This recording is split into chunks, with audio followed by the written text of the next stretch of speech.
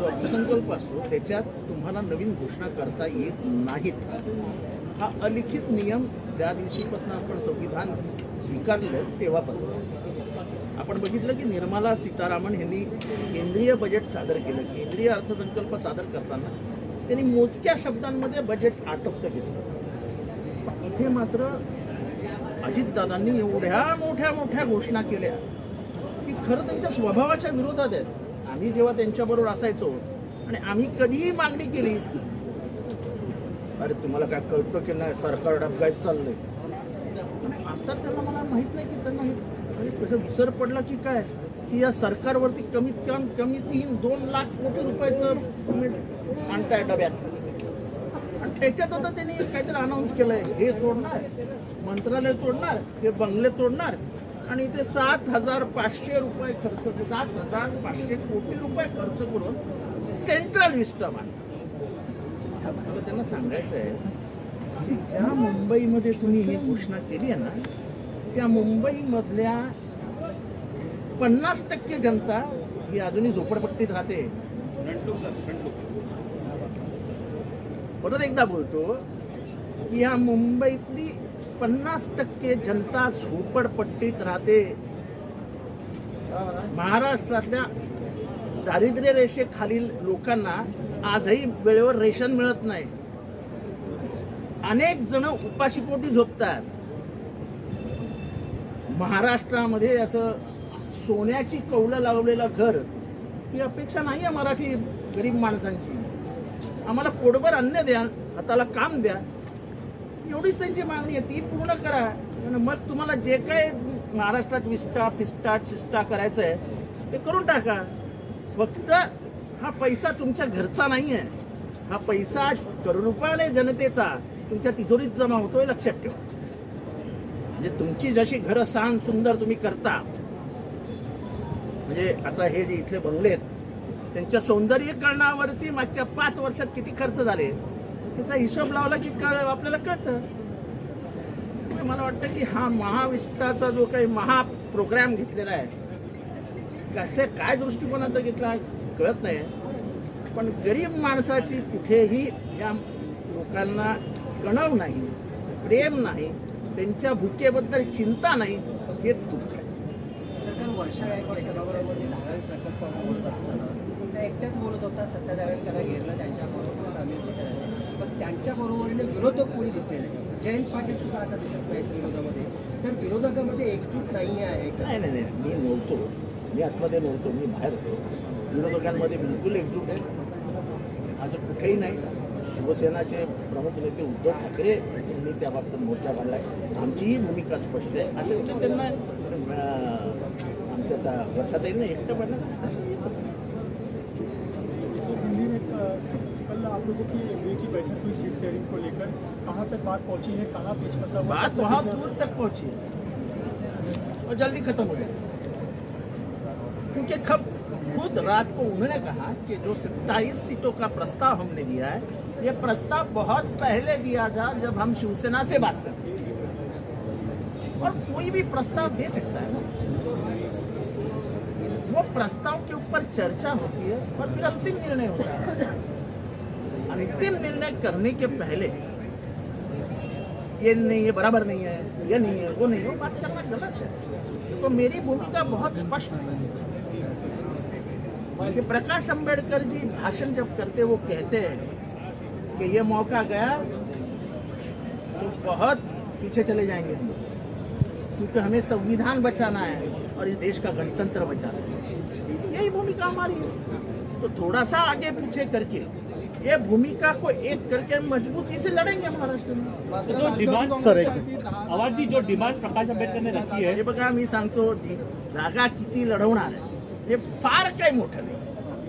मी जिंकणार किती आहे म्हणून आम्ही एक फॉर्म्युला ठरवला आहे, जिंकेल त्याला जागा. पण 20-18 10चा फॉर्म्युला आहे का तो? 20, 18, 10, 40, 50 ते तुम्हाला समजेल. आवाज कशाला आवाज मी जसं सांगितलं की आमचा फॉर्म्युला स्पष्ट आहे की ज्या पक्षाची तिथे ताकद आहे तो ती सीट जिंकू शकतो. मुद्दामून आम्ही ती सीट मागणं हा माझ्यासाठी आणि आमच्या पक्षासाठी तो राजकीय गुन्हा आहे. असं करू नये. पण आवाजी- काल त्यांनी, आवाजी. जरांगे पाटलांना सुद्धा असं त्यांनी इच्छा व्यक्त केली. ते सगळ्या इच्छा विचारात येतील ना. डेमोक्रेसीमध्ये negotiation is a part of it. You cannot close doors for negotiation. माझ्या वैयक्तिक मताला पुनमत शून्य. पक्ष आहे, पक्ष लोकसभा लढवणार आहे. ते मला वाटतं लढवणार आहे. अवार्ड हाँ, जी, सर। अवार्ड जी, जो डिमांड प्रकाश अम्बेडकर ने रखी है ये बोलते हुए कि हमारा स्ट्रॉन्ग होल्ड है 27 कॉन्स्टिट्यूएंसी देखो ऐसा है, feasible you, I and think you don't follow the news at a regular basis. In the night, they cleared it that the note which has been given to the press was a note which was placed when they were talking to Shiv Sena. So now you understand. And I always say a proposal is submitted, you have to discuss, negotiate, sit on table. These are all the processes of democracy. What is democracy? You have the liberty to say anything. That is liberty, na? And in this country now, liberty is controlled, and we don't accept this as our way of behavior. We have given liberty to Prakash Ambedkar to submit his proposal, and the great Prakash Ambedkar, the ultimate heir of Baba Saheb Ambedkar. So he has one view in mind that we have to defend Indian democracy and we have to defend constitution. We also say the same. So goals are equal. So nothing matters. That is one sir. Sir, sir, one thing is sir. अभी meeting चल रही है sir. सब चालू है, सब जगह पे चालू है. सब sir- मालूमात हम प्रेस को देंगे तो हमारे लिए कुछ रखिए ना भाई. Sir, excuse one sir. Vanchit Bahujan Aghadi साथ में खिलाड़ी जो फिलहाल एक लिस्ट चल रही है कि 27 मैंने बताया, कल भी बताया, आज भी बताया कि कोई भी अपना प्रस्ताव तो रखेगा ना, उस प्रस्ताव के ऊपर चर्चा तो होगी और चर्चा के बाद ही अंतिम निर्णय आता है ना. आप चर्चा का दरवाजा गणतंत्र में बंद नहीं रखते. चर्चा ये हक है. कोई भी चीज में आप जब आज इस कंपनी छोड़ के दूसरी कंपनी में जाते हैं तो आप बोलते हैं हमें 1 लाख की तनख्वाह दो. आप निगोशिएट करते हो उस मैनेजर से और वो बोलता है 70,000 रुपये तय कर लो, तो आप 70,000 रुपये तय कर लेते हैं. तो हर एक के जीवन में ये समय आता है. चर्चा ही अंतिम स्वरूप है जिंदगी का. माँ बेटे से चर्चा करती है, बाप बेटे की चर्चा होती है, बीबी मर्द की चर्चा होती है. बीबी मर्द के चर्चे में ना संसार चल सकता है क्या? ये संसार ही है हमारा. हाँ sir, 1 minute sir. Sir 1 minute. Sir 1 minute. Hindi में जाना अरे 1 मिनट. मराठा एक्टिविस्ट पॉलिटिशियन बनना चाहते हैं. अम्बेडकर साहब ने प्रपोजल दिया है. एनसीपी की तरफ से आपकी देखो तरफ से ऐसा क्या है, एनसीपी के तरफ से वगैरह ऐसा नहीं होता है. उन्हें महाविकास आघाड़ी को कहा है कि इसके बारे में सोचिए. यस. नहीं, उन्होंने ये नहीं कहा ये कर दीजिए. इसके बारे में सोचिए.